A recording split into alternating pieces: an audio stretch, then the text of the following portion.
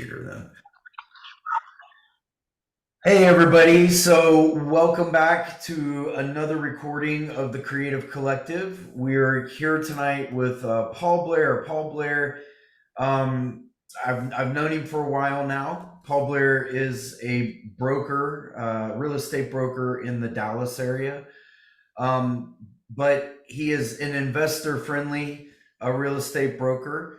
And I can't talk highly enough about him because Paul Blair is my broker, right? So I'm a real estate agent here in the Houston, Texas area, but also an investor. And I probably, as me and Paul laugh about many times, play investor way more than I do a real estate agent. We laughed for a long time that if one of these days I'm going to actually do a normal real estate deal. Um, so I think I finally Yeah, accomplished that you can help last year. someone out one of these days. It'll be good. Yeah. So, anyways, guys, yeah, Paul. Paul has been gracious enough to come on tonight, and he's got a wealth of knowledge. He's been in the real estate industry for a very long time. So, hey, Paul, welcome. Hey guys, thank you. Thanks for having me. Appreciate it.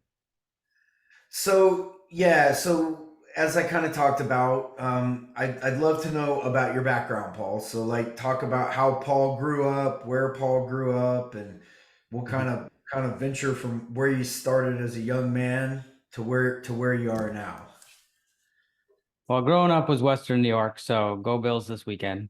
Um, Outside of Rochester and Buffalo, a little village in the middle of nowhere. So when you're out there, you know, in the 90s, there's really nothing to know about the outside world. I only know about the trees and the couple of people out in my village. So it wasn't much to know about real estate, to be honest. But that's where I grew up, and all I ever wanted to do was leave there to find out what was going on in this world. So real estate actually helped me do that. Yeah. So I'm imagining, man, growing up in New York, you were used to the cold weather. Yeah. So our weather comes from Canada up there. Yeah. So if it's cold in Canada, it's cold where I was. So So yeah. maybe that's what made you want to move all the way across the country. Like we'll talk about that eventually, but like you moved all the way to the other side of the country, Yeah. right? So yeah, I mean, I grew up there and I actually enjoyed the winter quite a bit. And ended up moving to Colorado for a few years just to live in more snow for the winters. And that's actually where I got into construction. And construction is kind of how it led me into real estate. So I started rehabbing homes, and that was the real estate beginning of my brain, right? Cool. Let's talk about that a little bit more because I know you've mentioned that to me before that you started off in construction, but I don't think we've talked about that in any depth. I do think that you had told me construction's kind of what led you to wanting to do what you're doing now, but can you talk a little bit about the construction background and kind of what you were doing there? Yeah, so when I was in Colorado, we'd work on the lift operations in the winters, and in the summers we'd go down in the flats and and Denver area and find jobs. And I happened to find a construction job, and I worked on a crew remodeling homes, and it was awesome. You're creating things, and you learned about. I was just learning about structures and how you create them. I was actually thinking about the transaction side. I was just, this was cool building houses. And then I actually moved back to Western New York and worked on a bigger crew building new homes, which led me to buy and sell some of my own flips and rentals in Rochester. And that's where I started doing transactions. Um, and a buddy of mine was in real estate. He was a agent. He was a broker, and I was like, what are you doing there? You only have pieces of paper and a briefcase. Like, I don't see you carrying lumber like I have to do. Like, where's your tools? And he's like, I got a pen and I got that pile of papers. And I was like, that seems a lot easier than carrying this lumber everywhere. And so he's the one who taught me how to be a realtor. And he was also very investor friendly. We ran a lot of the town. We did mostly multifamily when I started. So we would help them buy and sell multifamily and keep them rented. So what we were doing management, I didn't even know it. I just knew that, Joe over there had 2 units that needed leasing, and I'd go find him some tenants. And then he'd go buy another 5 unit building, and we'd help him find it. So that was kind of a launch from construction to it. But it was probably a 2 to 3 year, 2 to 4 year process from I got a construction job to getting into agent work. Yeah, so it's interesting, right? Because anytime I talk with real estate agents, like every agent has a different, I guess, a different path about how they find or found their way into real estate. But I think it's interesting that you kind of found your way there through investing, right? So I think it forced you or allowed you to look at it or see it maybe from a different frame of mind before you got into, actually selling them on the market, right? Yeah, my first 2, 3 years in Western New York, it was all investors. I didn't even think to go sell someone's house. It wasn't what we did. We just sold multifamilies and up there's a lot of duplexes, a lot of big buildings that look like houses are chopped up to 5 or 6 units in, Western New York. It's very common. And so we would sell those. It was just common. There was always one for sale or one to sell and or to lease them out. I didn't actually look at, somebody wanting to buy the house in the suburb or something. I didn't cross my mind. So Mhm. it was only investors. Yeah, so is that where you initially got your real estate license? Was there in New York Yeah, or did New York. you? Yeah, New York was the first place I got licensed, Okay. and there was really no online MLS. It makes me feel old, but there wasn't. So it was the early 2000s. It was like 2001 or something like that, right? So it, Yeah. crazy what changed, but we were doing ads in the newspaper. That's how we advertised. Wow. Yeah. Well, things have definitely changed since then. That's for sure. Yeah. So, so you laugh at all of us new real estate agents and how easy we have it, right? This guy was There's selling the newspaper. yeah, there's a lot more competition, it seems like, but there's so many more tools. Back then it was just easy. There was one tool and there was just less of us. So Hmm, it maybe it was a little easier then. But yeah, there's too many tools. Which one do you use? I mean, interesting. uh, So I guess I mean, and I'm only imagining, I don't know, you'll fill me in, but did you stay in New York for quite some time as an agent? Is that kind of where you, I guess, planted your feet into the ground? Because it seems like, eventually, well, I guess you went to Colorado, then you said you came back to New York, but then you found your way kind of back all the way across the country. So I'm interested in how that all occurred. well, during the time in Rochester, as I was an agent and in construction, we would be buying. I started buying and flipping a lot of houses. I would probably have 10 houses at a time, flipping and renting, and they were cheap there. I bought a house for 5 grand one time, and it was literally given to me because the guy owed me 5 grand, and it was Yeah. another investor. So I bought them from 5 grand to like 50 grand. That's how much we would pay there for houses. We'd put 10, 15 into a rehab and sell it, make 20 grand, keep them and rent them for 700, 800 bucks. Um, and then one day I had a buddy of mine moved to San Diego, and I went to go visit him, and that's where I got the idea to move to California because I was out there looking at these houses that were for sale. And as an agent, I was like, wait, these agents are making how much on this house? It's $1 million house, which I've never even fathomed because I'm buying $40,000 homes back home. But these agents are making $40,000. And I'm like, these guys don't have to put up any money, do any work, and they just make 40 grand. So I was like, I think I'm gonna move to California. This place is nice. There's no clouds. It's clean. It's not cold. Um, so I went home and 6 months later moved my entire operation to San Diego. Um, and that's So why. I'm assuming like you were with a broker there in New York, where you Yep. just kind of, hey broker, I'm gonna pick up and move to California, and then what? You're Yep. gonna find a broker out there, or Well, you got to get a new license. So when you change states, most states don't reciprocate. Some do, very few. Um, but New York to California doesn't. I had to get a new license. Had to go out there and find a new broker. During that time, I was still flipping and moving houses in New York, so I was going back and forth quite a bit when I first moved. And my broker was a very good friend of mine. He didn't really care what I did, and he would handle anything that I needed in the meantime. So in New York, he was very friendly with that. Uh, hmm, but I didn't even stay in San Diego. I was there for 6 months, and then I moved to LA because it wasn't for me. Then LA is where I joined a brokerage. okay. So you get out to California, and I'm sure it's kind of like night and day, right? Like, I mean, I mean, I've always heard that the real estate market in New York is so different than the real estate market in California. And then I'm especially assuming that it's different from San Diego to LA, right? Like you're having to adjust yourself to a clientele, right? San Diego to LA is kind of like going from Austin to Dallas or Dallas to Houston. It's very similar, just a different land, right? New York City to anywhere else is massively different. New York, where I'm from, Western New York to California was a big difference because of the way they sell property. New York uses attorneys on every deal. And you sit down at the closing table, you have a representative of the lender, you got the attorneys, everybody's got an attorney, realtors, there's like 8 people at a table, everybody's papers going everywhere. That's all I ever knew. You go to California and you do escrow. Everybody's like, there's an escrow rep that's not a title rep. Escrow and title are separate. So I had to learn just a whole different process. And then, of course, California has 18,000 documents to the one contract, as opposed to other states like Texas, which has eight. That's a lot easier here.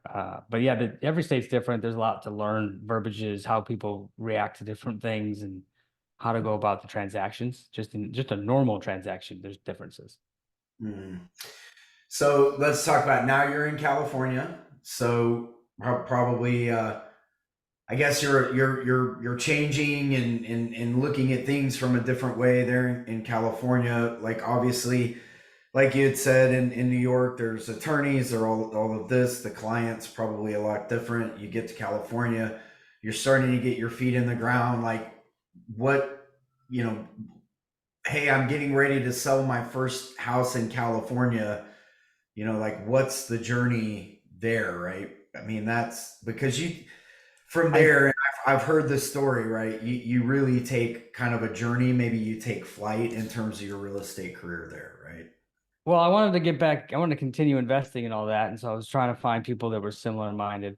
I quickly realized California's a lot more expensive. I can't just put down, 10 grand to buy a $40,000 house. I got to put down 200,000 to buy $1 million home because that's all they have. So I was like, oh man, I got to make a lot more money. So when I joined a brokerage and I just, you know, I had a buddy, we both joined and we learned everything we could from every local realtor. It's very interesting how LA works in real estate. It's very high end. There's a very niche community. There's very significant ways to work with everything. LA's very big, but you wouldn't work in a big area because it's too big.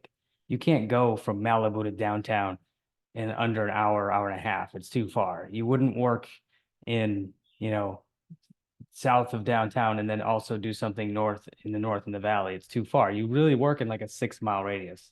So I did Mm, everything I could to learn the 6 mile radius of where I lived, which happened to be Beverly Hills, Hollywood Hills, West Hollywood, West LA, Bel Air, all the great areas that are there. So and then I did sell a house. I met someone at a party in Malibu on the beach, and that's how you meet people there.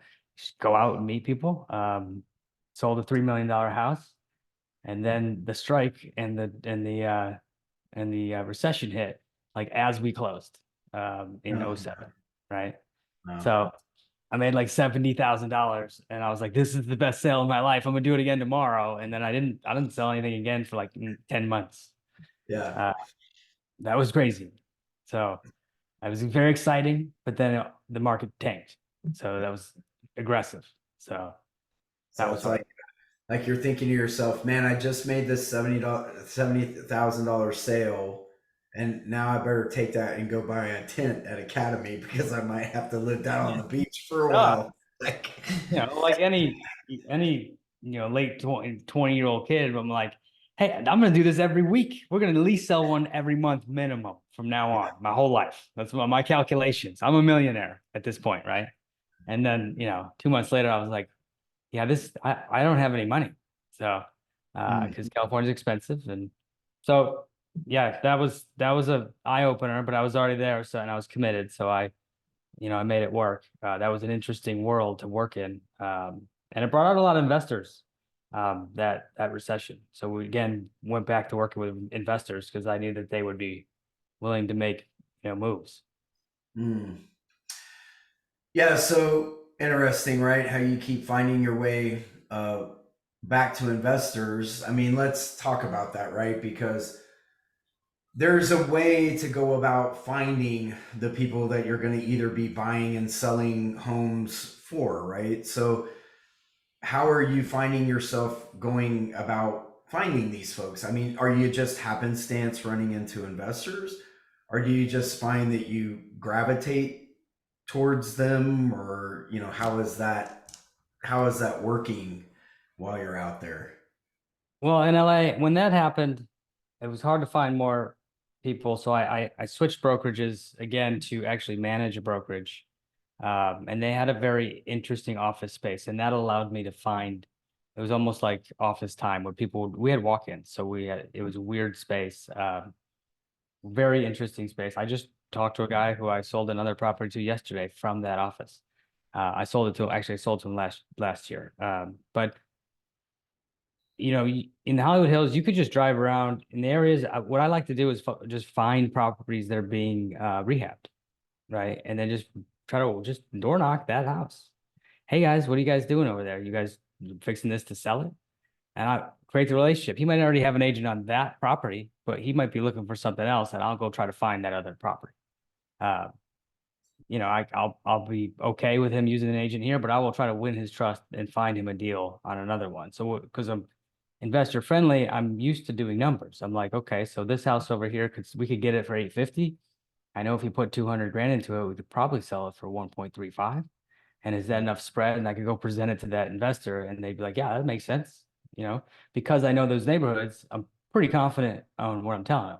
I may not be the most confident on the numbers on the fix, and they might help me with that, and might not make it, but then they know I'm actually worth my salt because I know what it'll sell for, and I'm trying to work the spread for them. So, a couple ways to find people is just going out and finding other jobs and seeing if they need anything else, or maybe they want you to help them sell that one. Hmm. I find it interesting, man, because like as you talk, me and you always go back and forth about wholesaling and being on the market, and I think we've both openly stated, right, as like agents here in Texas, we see the necessity of wholesaling, right? It just has to be done right. But you see a lot of correlation between what you're doing at that point and what wholesalers are out there doing, right? Yeah, Making phone calls, going after the clients. I just think the differentiation is right. There's some education maybe that the wholesaler doesn't necessarily have on the backside of that, in terms of the contracts and how real estate works. So I find that interesting, right? Because when you're talking about being an investor friendly real estate agent, it shows that you actually know both sides of the fence, right? Because yeah, I've always found it funny in many of these communities, and I love Pace. Don't get me wrong, man. I never say a bad word about Pace, but there's a lot of jousting, I think, that happens towards real estate agents. These guys don't know what they're doing. They don't know anything.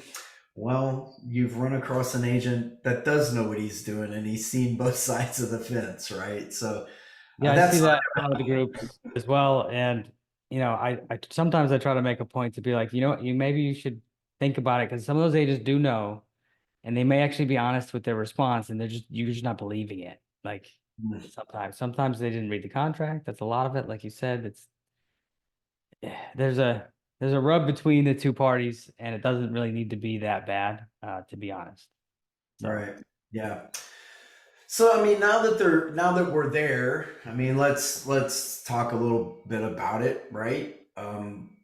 You know, in how you see that relationship, right? Because I, like you, again, I say I totally see the necessity of wholesaling, right? It's an absolutely necessary thing. I also see the necessity of the real estate agent, obviously. But let's talk about some of your thoughts on that, right? And how you feel as though, sometimes there's some friction there, but maybe how you go about trying to marry the two or work with the two, or yeah. I always love to hear your thoughts on it. Well, with the wholesalers, I'm happy to work with the wholesaler or deal with them in any capacity we can. And, the goal is, especially if I'm a listing agent, if I'm a listing agent, my goal is to sell the house. If you're calling me as a wholesaler, cool. If you can get it done at a price that my seller wants, that's my job to get that transaction together and closed. Um, the problem is they call me and they say that, then they send me an offer 42% below the list price. And I'm like, well, yeah, anybody would take that offer. And then they don't have a buyer and they've said they're a cash offer and they're not, they're getting private money. It just goes down this road of you weren't honest. So just be honest to me. It's like the biggest thing. Someone calls me and says they're a cash offer. I've said this 1,000 times. The moment they say that, I don't believe them. Because a Mm, real buyer with cash doesn't say that. It's just not true. I've worked with hundreds of cash buyers. Not one of them will call me and say, "Hey man, I'm a cash buyer. What can we do?" It's never going to happen. They don't care. What they want to know is what the spread is. What are they going to make? And then mm, they figure out how they're going to pay for it. Is it a good property for their plan? What's their plan? At the end, they're kind of like, "Hey, do you think I could get a deal if I was able to pull this out and do cash?" Like that's kind of the last thing that they think about, not the first thing. The discount doesn't matter if there's no money at the end. So mm, they're mm, going to walk down the process of, what's this like in LA? Let's we're going to buy a house for 1.5 million. Probably going to need $500,000 in rehab. We're going to hope to sell it for maybe 3.4, 3.5. Sounds like $1 million. It's not. There's holding costs, there's commissions. We're looking at maybe 500,000 if he gets it done. It's probably also a year-long rehab. So that's why the holding costs are a few hundred thousand. It's not Dallas where we're going to flip this in 2 months max mm. um, on the lower end. So like that's why when wholesalers call, it's just kind of annoying to hear I'm a cash buyer. First of all, we don't care. We only care that you close the deal. We don't care where the closing comes from. If Bank of America sends me a check, Damon sends me a check, you got a cash, you bring me a buttload of cash, we can't take it. We'll have to put it in the bank and send a check. It doesn't matter. It's going to get wired. So Mhm. they just needed to drop that conversation that they're a cash buyer because now if you call directly to sellers, sure, use the term. Their ears will perk up. They'll think you're the coolest thing since sliced bread. 100% don't know what you're talking about. You can fool them all day long, but call an agent, they're just gonna want to hang up. Call a Mm. cash buyer is the first thing you say in the first sentence. You're done. You've shot yourself in the foot. There aren't, you're going to close with private money anyway. Just be honest. It's okay. Like it's Yeah, fine. that, and we talk about how places like Texas are doing things, starting to do things, or at least showing the face of doing things that are mitigating, right, some of these things where now on these they go to get the contract. Hey, I'm a cash buyer. Well, now on the third party financing addendum, that has to be stated, right? Like that has to be disclosed. So now Texas you're in is a problem. trying. Yeah, they've changed the contract so in the where the money's coming from portion of the first page or second page, um, it, if you check cash, it literally says actual cash coming from your bank account. Anything else, it's a third party finance, which private money is a third party finance. It is not cash. So Texas is trying to keep legal what should be legal, which is the assignment of contract. That Right. should be. That's not really the debate. It's just being honest in disclosure on what you're saying. So yeah, Yeah, and I think it's like I've often, I mean, we again, we have these conversations all the time, but it's I see these kind of unethical things happen with wholesalers and it gives a bad name, right? Like I'm not against wholesaling. I've done wholesaling. I've assigned contracts. I've done all of the above, right? But for instance, when I get a wholesaler that has somebody that's going into foreclosure, right? And then they put them under contract to go get a cash offer, but they set the assignment fee so high. And in this particular instance, it was $40,000, right? They set it so high that it's not attainable. Oh, but then they go file a memorandum of contract because they know that that house is going to go to foreclosure anyway, right? So goes to foreclosure. Guess who has to be paid off, right? It's the wholesaler, and it's unethical because now you can't do anything with the house. It's like the expectation is that, they want it to go to foreclosure. And I think the difference is that, an agent has some fiduciary legal responsibility towards the client, right? That's the main difference. Our goal and which is our duty is to the what we were hired to do, especially a listing agent. I have a contract that says my job is to find them the best offer and contract I can at the price for this property. Um, and if I do that, I get paid. That's it. That's it. As a buyer's agent, we have buyer agreements the same way. If we find them a property, they owe the commission that's offered. Um, there's a big to do with NARA and all that now, but that's besides this point. But there's, you know, that's the main difference within the wholesalers. Our job is to help the buyer or seller that we're working with, where the wholesaler has no duty to help anybody other than his assignment fee, his or her. And sometimes they don't know anything they're doing, and it's really kind of annoying. I've had offers from 40 different wholesalers on properties, and I'm reading through them and there's half filled out, wrong things everywhere. They're trying to get away with no option money. If you don't have option money and if it's not delivered, you don't have a contract. It's void. Like you have to read the contract. It's half the time they call me, they don't know what they're talking about on the detail they're stressing the most, which is the option period. They don't want to pay until a week later. Well, then you don't have a contract. You have to it says right in there you have to have the money to escrow or to title within 3 days, or the contract is voidable. So Yeah. the seller's like, I don't want anything to do with this. They can't. Um, and then again, the option period actually just goes away. That's another big point a lot of them don't know. If you have an option period for 7 days and you call on the eighth day and say, never mind, we want to cancel, you don't get any of your money back. You're late.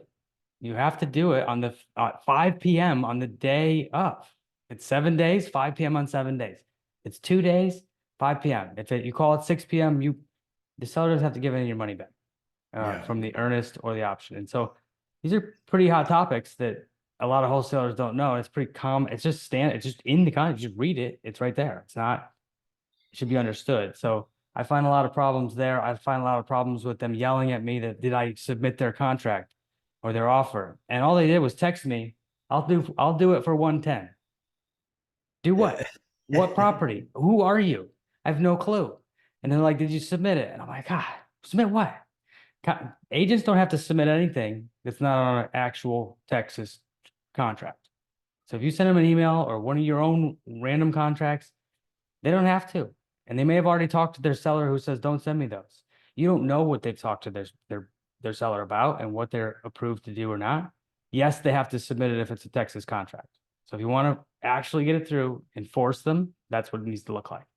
Has to be on that. You can't just send an email and they don't have to submit it. They don't. It's try. You can call Trek and ask them. They will tell you. That's a misunderstanding in the community, and And of course, we're it causes just rep. we're just speaking from the Texas and or California side of the house, but I mean the premise is you've got to be informed enough about the states that you're trying to do this in, right? So that you follow the guidelines of whatever that state is, right? Yeah, if you're Because trying to this is work in something a that I hear a lot of. Just to, second what you're saying, I hear so many wholesalers, especially in the sub two community or anywhere else, they're like, man, these guys, they're not, doing their fiduciary responsibility. They're not turning in the contract. And I'm going to go call my friend that's an attorney and I'm going to sue this guy because he's not doing it. And I'm kind of like, well, got to pump your brakes just a little bit and find out what's happening here, That's right? what I'm talking about. It's like they're mad that their offer wasn't submitted, but their offer might have been a random text or even a random email. Whatever, if you're going towards an agent with direct to agent for any of these types of deals, whatever it is, even if it's just to buy a house, you got to work with what their normal is if you want them to work with you. What their normal is a contract that they're used to. A contract they're used to is by their state. So you come out and you think that an LOI from your email is going to work. It's not. It's, unless you're in multifamily or bigger projects, that's not what a regular retail agent is going to expect. And if you want them to work with you, you should expect to work in their norm. That's the point. So Yeah. Well, that's a good point. I love that. Right? I think the premise is that, it's we've got to get out of this funk. I think, and again, that's probably being sold by other people, but we've got to get out of this funk of believing that, agents have it out for these guys. And I think we all want to work with you, right? It's just, it's got to be done the right way. If somebody that I'm working with as a client wants to sub to their house, well, I'm happy to take that contract as long as it's presented in the right way over to that client and ask them if this is an offer that they would like to, be involved in. And if it is, as I'm sure you would say, right, like, I'm happy to help them navigate that road, right, to get that done. Yeah, look, if an agent calls me and says, "Hey, would your client," with a question, "Hey, would your client consider seller finance?" And I don't know, I'm gonna be like, I don't know. Let me call them and ask. And if they say, "Yeah, what is it about?" And then and I come back, call you back. I'm not gonna say, "Hey, put it all on paper or on a document." I'm probably at this point we're in an open conversation. I'm gonna say, "What are your terms? Maybe you should write it out in an email." That'll get sent over. So that's where it doesn't have to be. If you could just work well with that agent, you can get your random offer submitted. But if you just shove something down their throat, it's not going to go nowhere. Like you call me and say, "Hey, would they do a sub two?" I might ask them. I know enough to pre-ask all my listings nowadays because I'm going to get called enough. So I'm just going to be like yes or no. And a lot of times they don't believe me if I say it without saying I got to ask because I've asked. But then we can have an email chain. We can email about what the terms are, and if it comes to terms, and it's a sub two, I'm going to call Damon and be like, what paperwork should we do? So, but if it's a creative finance or if it's a seller finance, it's very standard for agents should know how to do that. And if they don't, they just probably haven't done one. They're not that hard. Seller finance has been around forever. It's very normal. And to add a little gas to that fire, I mean, guys, I just recently did a seller finance deal with a I was an agent for a client, and there were some issues with this property, but the wholesalers were approaching him with cash offers that were absolutely ridiculous. I mean, absolutely ridiculous. And I told him 100% I can get you more money for this property. Don't if you want to sell the property for what it's worth, don't do that. And of course, he picks me up as an agent, and we did ended up doing a seller finance deal on it, right? And it worked really well for him. So yeah, like I 100% with everything that you said, So the but agent not when you, not oh, just that. Yeah, the yeah, yeah. Yeah, and so not just that, because I mean, gosh, we could probably do an entire show just on that and our thoughts on that. for But sure. let's talk a little more about California and being an agent, because I think it's really cool, right? We see Selling Sunset and all of this stuff on Netflix. Well, Paul has actually worked for one of those caliber of real estate brokerages. So let's talk about how you kind of made your way from that first sell, Paul, into, I guess, what we would call the luxury real estate market, right? Well, everything that first sale was pretty luxury. It's Sunset Strip right there on the strip. I actually sold it a second time, the same house to a famous actress and famous hockey player. One of my favorite hockey players, which I didn't even recognize him because he's a goalie, and goalies are massive on in picture in their pads on. This guy was tall and skinny. I'd have never imagined him as a goalie, but it's because the pads are like huge, right? And so he was, I was like, I didn't even recognize him, but that was fun. But moving from, just being there is luxury. You can't be outside of luxury in that area. In that Mm, area, Beverly Hills and 6 miles around it. I've always officed basically either Hollywood Hills or Beverly Hills when I was in LA. mm, And so it is luxury. So I had to learn it because I come from a village in the country. I don't know about luxury. I don't, $20 shirt is luxury to me.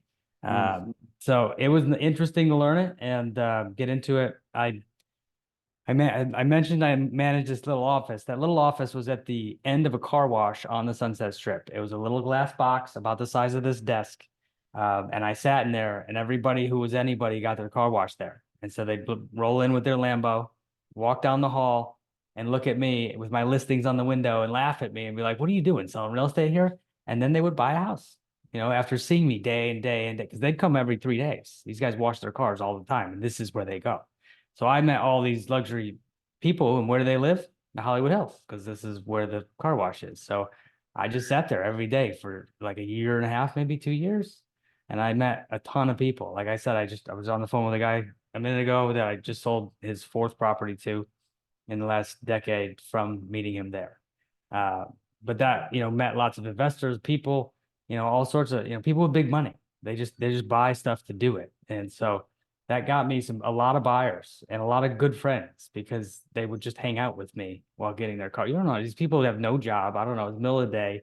They're just washing their car for an hour. And this is a hand wash wax place. So it takes an hour. I mean, they just drop the car and sit there. Well, I mean, when you own like a Bentley or a Lambo, right? Like you don't have maybe a whole lot to do during the day. You just take it through the car wash. Well, they're actresses, they're writers, LA's got everybody, right? So a lot of business people. But I met everyone there, and I could pretty much call them out and be like, well, what are they driving? Oh yeah, they have some money. Yeah. So that was helpful. And then eventually they shut that down, and I had to go work at a regular brokerage spot. But I had gained a lot of contacts, like a lot, like crazy amounts. The people who liked me, who, like I like to say, they know, like, and trusted me. So they would refer me their friends. Or they'd be like, you know what, I'm not buying anything, but my buddy's looking at this house over here. And that would be a lot of the retail stuff. But in the hills, a lot of people do rehabs. And so it spawned on that. One of my best investor clients owned the liquor store next door, and he would always come in and harass me. And then he's like, well, my son wants to get into investing. And that's Ronnie, just so you know. Ronnie and Josh, that's Ronnie. So And funny. Ronnie bought and sold with his buddy, 10 or 20 houses over the next decade that we helped fix and flip. I would help source the house, and we'd go over the numbers. He'd buy them, fix them, give them back to me, and I'd sell them. And Yeah, so and that's why. these guys that he's talking about, guys, Josh and Ronnie, they own just a little bit of real estate, just a little bit. Yeah. Or they own 5 or 6 blocks of Sunset Boulevard in Yeah. Hollywood. Yeah. And plus a ton of And that's them, and then their dad owns the some as family. Yeah, the families own a lot. Anyway, that's one of the reasons why working with investors is so great. You can meet one guy as an agent and sell 10 properties a year, um, especially in Dallas where they flip so quickly, or one guy who sells 2 houses a year. Doesn't matter, but if you're good with them, you can help them build what they're trying to do. You can be part of their team. And so that's what I like to be when I'm an investor friendly agent. Is I don't really like to just find something that's cool for you one day. Most of these investors are buying and selling all the time, even if it's just a rental every year or two. I want to be part of that team. I want to help them. I want to protect their purchase. I want to make sure when we're buying it, we've done the numbers, the expectations, and what it is. If it's a rental, it's a long-term investment. We look at it that way. Don't look at it at what's today's first payment, cash flow, because 5 years from now, we'll be making a ton more. So it's really, you have to look at it, if it's a flip, obviously we need to know very specific. If we're buying it in August, take your time, get it out in January. Don't put it out in December. Make realistic plans. So like with investors, that's what I like. I love having ones that we're constantly working on the team. They're doing the flip. I'm in and out of the house 2, 3 times during it, making sure we're doing things that buyers are going to like, right? And they are going to sell and get them value. I really, man, I feel like that's like a really key point that you're hitting on, and maybe not aware to everyone, but it's like, as a real estate agent, you're self-employed, but the way that you're talking is it's like I'm part of that person's team. I'm building something with them, right? The way that you're framing that is you're trying to bring value, as much value to those people as you possibly can, right? It's not just about me trying. I mean, it is, right? Like I as a real estate agent want to get the sale, and that's how I make my money. But I really do truly want to bring value to those people. That's you want to, as an investor, with the investors and the agents, your agent should want to be on your team. We should be team players. What sucks is when an investor just calls me, he's like, yeah, I just finished this flip. And then I get over there and I'm like, What did you do? Why did you do that? Something that would have, they spent more money doing something that nobody wants, or they put the thing in the wrong spot, and it would have been easier for me to just tell them no. Because they're not in the meetings with buyers walking through houses. They don't know as much. They think they know a lot of things, and they do know most. What they do know is how to fix things and change finishes, which is great. But sometimes they pick the wrong stuff. And if not in those meetings, and then they give it to me to sell, and it doesn't sell, and then I get blamed. That's what I hate. It's like, well, you didn't sell it. You didn't do enough open now. I don't know. They always pick on something. And it's like, well, you also Well, picked I the mean, wrong finish. it too, right? Like you can look at, if you want to, what people like Pace are doing. I mean, Pace's wife is a real estate agent, and Jamil's sister, who works directly with him, is a real estate agent. And those folks are the ones that are really, they're guiding the trajectory. These guys, like you said, they know how to go in and flip and do all the finishes and get the contractors and do all that. But should it be black granite? Should it be white granite? Should it be brass? Should it be nickel? Right? Like you've got to have people that know the market and know that side of it, so that you're not really just throwing money into the wind, right? It's helpful. And even just when they make changes on the footprint of the property, they add a bedroom, they delete a bedroom, they move a bathroom. These things are usually good ideas, but sometimes, they'll point out what they're planning to do, and I'm like, yeah, don't even do it. Just don't save that 10 grand, because it'll actually cost you money to put whatever that was over there you're trying to do. Sometimes they're thinking to do too many things, and you're like, we'll just minimize a few things. Other times I'm telling them way too many things, and they're like, we don't have the budget. And I'm like, okay, well, we'll change that. Change, let's minimize what we have to spend. So again, being on the team usually is a huge benefit for me, for them, and it usually makes that process, especially in LA when there's like a year, sometimes a 2 year process of a build or a rehab. You almost have to stop in every couple of weeks, or else, because other agents will be popping by like I'd like to do, and be like, hey, what are you guys doing here? So that'll happen. People can steal your clients. So another reason to be on the team as an agent is to be close and be part of it, and Yeah. not be pushed out because the next fancy guy rolled up and had a better idea. Yes, I think like probably what you're saying is, hey, I'm the guy that wants to flip a house. I find a house, I'm gonna flip this thing. I should probably just call you like as soon as I retain this house. Hey, will you come over and walk this house with me? I want to get your opinion on, Yeah. what you think maybe I should do.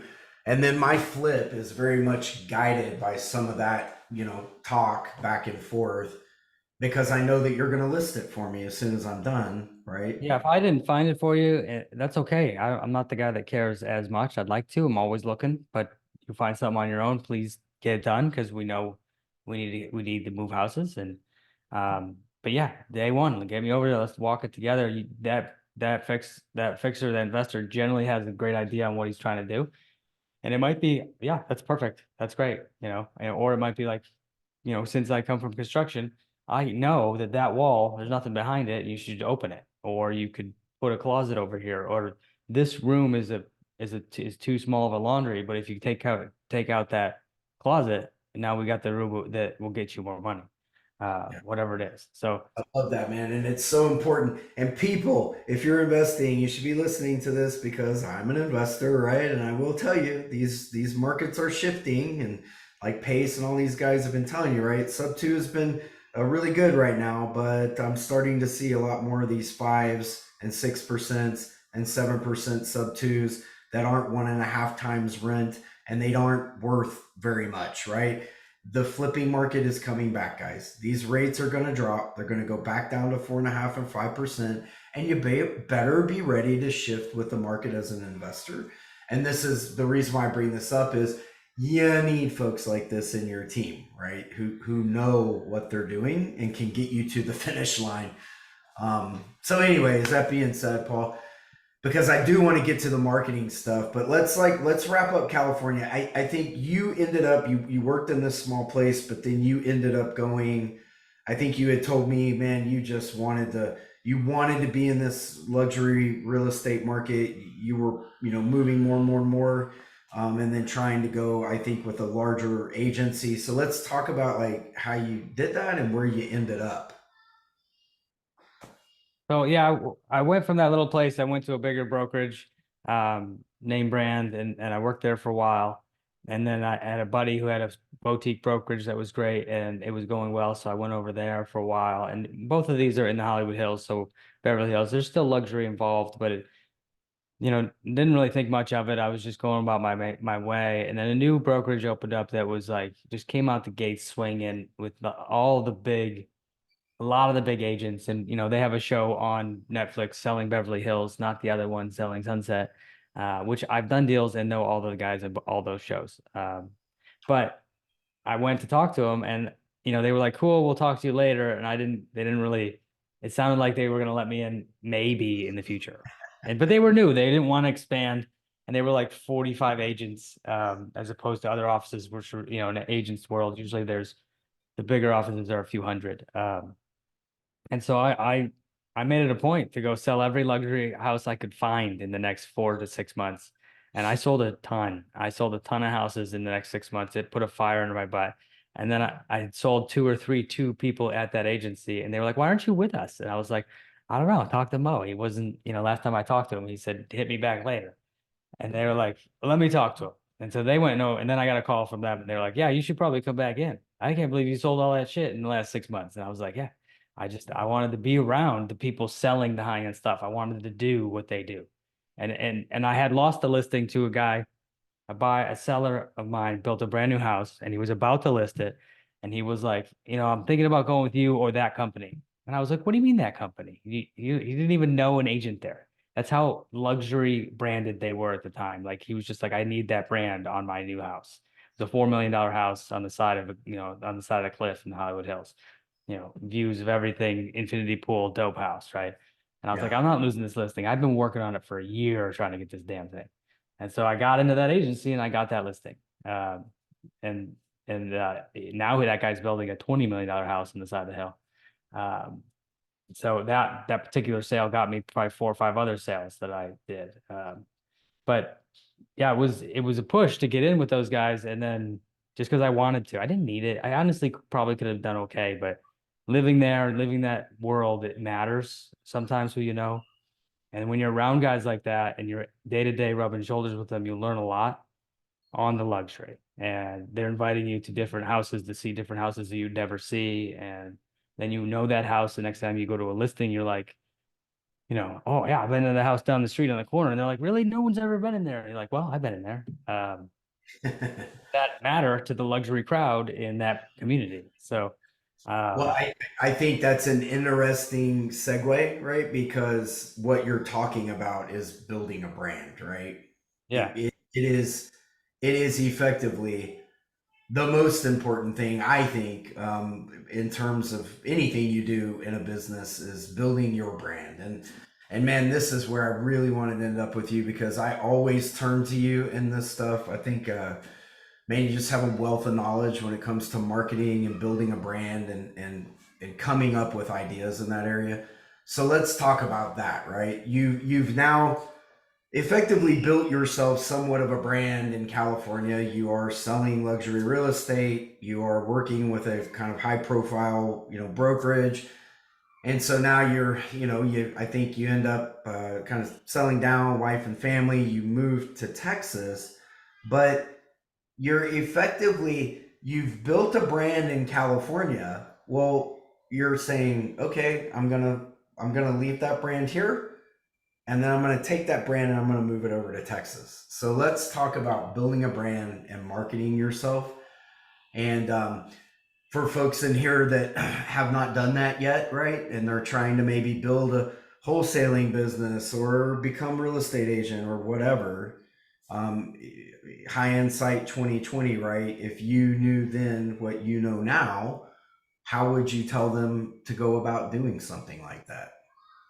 Well, two different markets. We came to Dallas, and all of a sudden Dallas is huge, and I can be somewhere in 20 minutes that's 30 miles away. That's just mind-boggling to me here, as opposed to I'm like no traffic day, like a regular traffic. LA's 20 minutes is 2 miles. maybe 2.2 miles, right? You can't access the city. So there you become hyper local. And so there you can have a brand that's hyper local pretty easy. Like I was just Hollywood Hills. Everything I did, I would say Hollywood Hills. I would do something that way. If someone thought about the Hollywoods, I had friends that bought houses in Santa Monica that I could sell, but they were like, "Oh, I thought you just worked in the Hollywood Hills." And I'm like, "Guys, I can go 35 minutes away. It's not that bad." But so the brand can, if you're hyper local, and we'll talk about the brand, the local part too much, sometimes it can go against you. And then I had friends buy small condos because they thought I did too much high end luxury. They're like, "Oh, I didn't thought it was below you to sell a, $800,000 condo." And I'm like, "Well, that's actually my bread and butter, please." So I just, branding, I'd have to adjust branding as I would learn these things and lose out on deals because my branding to my sphere was all this area and these price points. So here in Dallas, it's different because I did start in the Highland Park area in Preston Hollow, and I was like, I came here, I got to do, and if you don't know, that's the Beverly Hills of Dallas. Um, I thought that I would have to do luxury only, so I did work here and try to build that brand as well. It went okay until COVID, and then I went home and built this brand. Gray Square, which is now my new brand, which is going well. But we actually sell a lot more of all over DFW, all price points, and I got into that back to because of investors. I would meet investors that were flipping houses that were bought for 200 grand, selling them for 280, or bought for 350, selling for 475. And those weren't in the luxury neighborhoods that I was in, but I like investors, so I branched out.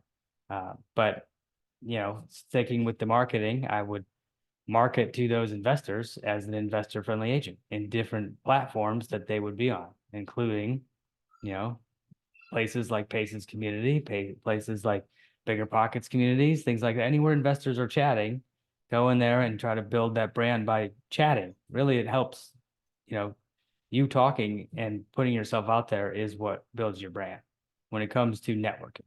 Really, for me, it's all networking what builds the brand.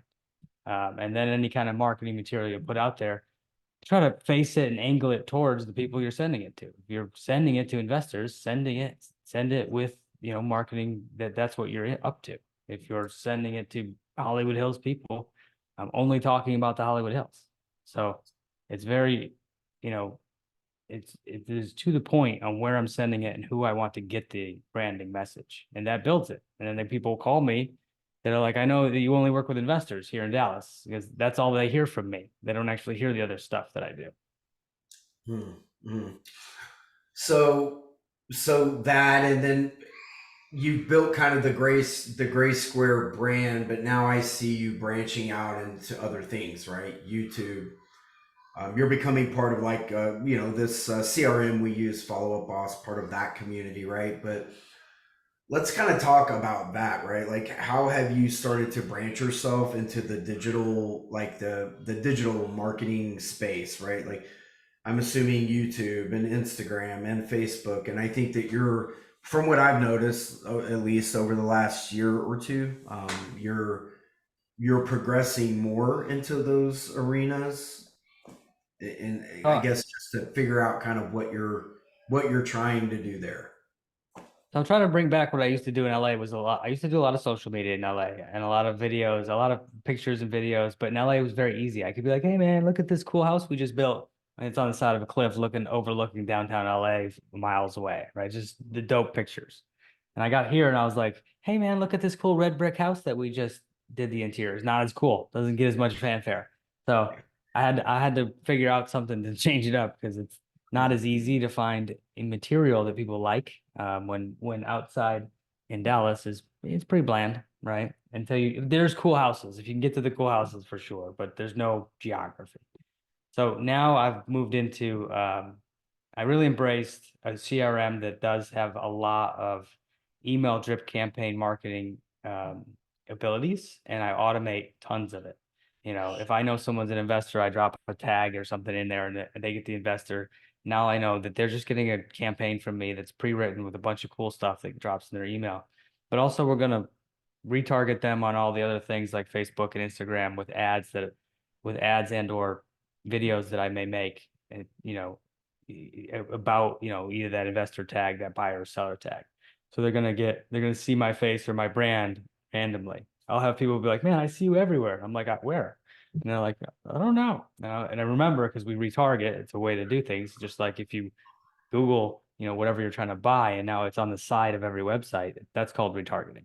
So we do that. And so we get the ads. It's not that expensive, but on Facebook, you'll see everything.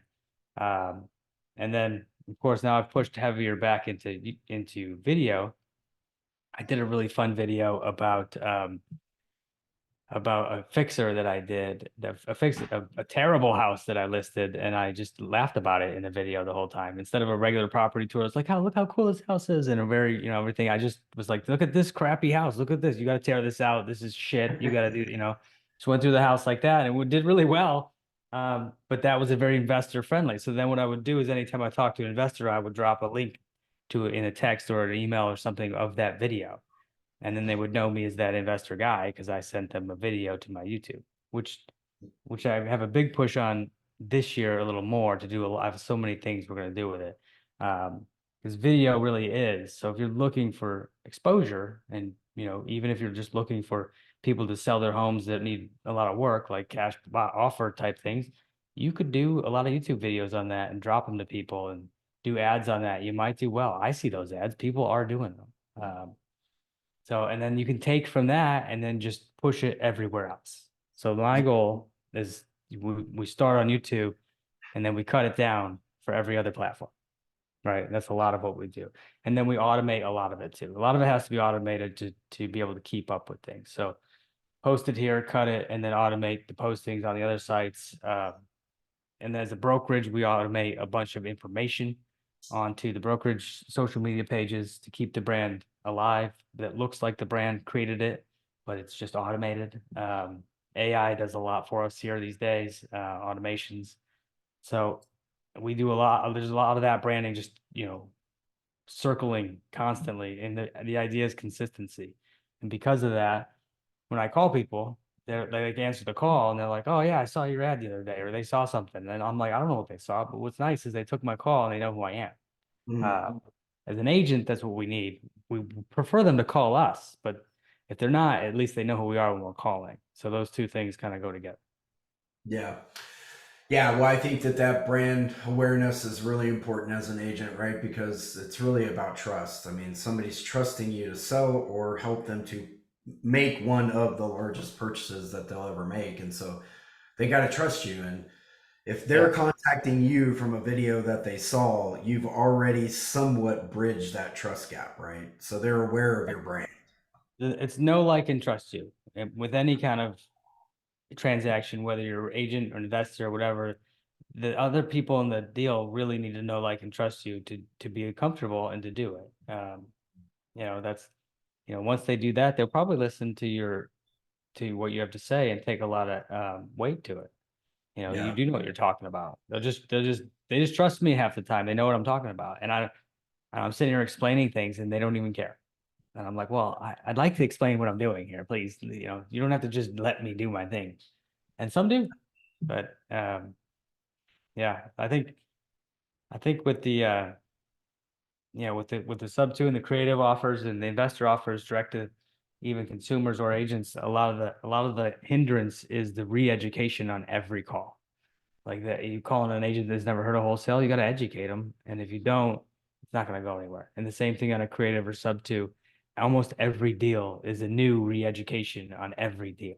Whereas when I do retail, we don't have to re-educate. The community is most likely bought or sold a house, and or watched a TV show, and they kind of understand the process. So re-education is lower on our retail sales. Yeah. Well, and I mean, just to add to that, I have found sometimes I get in as an agent, right? And then there's some education that's done through the course of that, and the course changes, right? But I'm there as the agent to help to guide that experience in whatever way I can to get them to where they want to be, right? It's not me, it's them. But much like when we had that house that we ended up selling as a sub two, right? But it was going to be a short sale. We thought, right? There was some like back and forth, Yeah, and we're gonna go short sale. I remember. yeah, Yeah, a yeah, crazy road, right? But this poor guy was in a bad situation, and he just trusted me to be able to get it done for him, right?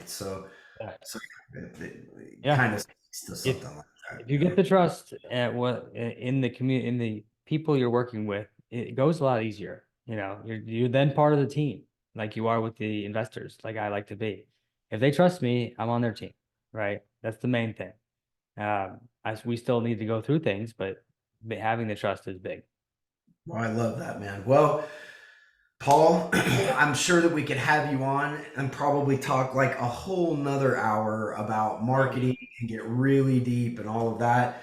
But man, I appreciate you for coming on, telling your story, talking about this stuff from a real estate broker's mindset, right? Because I do think that, folks, if you're an investor, it's it's easy to demonize the agent or the broker on one side of the house, but I think when you hear the perspective and the mindset, it helps you to become more well-rounded as an investor because you see where they're coming from, right? We all have to work together to get these deals to the finish line, right? So I really do appreciate that perspective because I think it's important for people to understand where brokers' minds are at, where agents' minds are at. It helps them to work with them better, right? Because we all have a place inside of this market. And aside from that, I really appreciate the story about going from your beginnings into the California luxury market. I always find that really cool and interesting. And then, of course, man, the marketing stuff I think is invaluable to people. When I tell you, man, Paul is really good at marketing. He's really really good at it. Like he's always got inventive and new ways that he's doing it. But man, if you could, can you put out to everybody where they can find you? All of your, Facebook, socials, whatever you've got. You're free to put that in the chat if you would yeah. I like. mean, you guys can find me at Paulie's house pretty much everywhere. Uh, and then if not, at Paulie's house is really the tag you can look for Okay. anywhere on Instagram, Facebook. Um, and then if you just look for if you find that there's a link, there's a link in those profiles for the link tree. You can find my contact info and hit me up if you have questions. Call me, email me, DM me on Instagram is probably the easiest one for me, but I'm on all the platforms. Um, but if you just Google me, real estate agent, you'll probably find it, or you'll find a super famous baseball player. And that's great because he won 4 championships. So maybe I got rings. But Either way, it's like yeah, either one.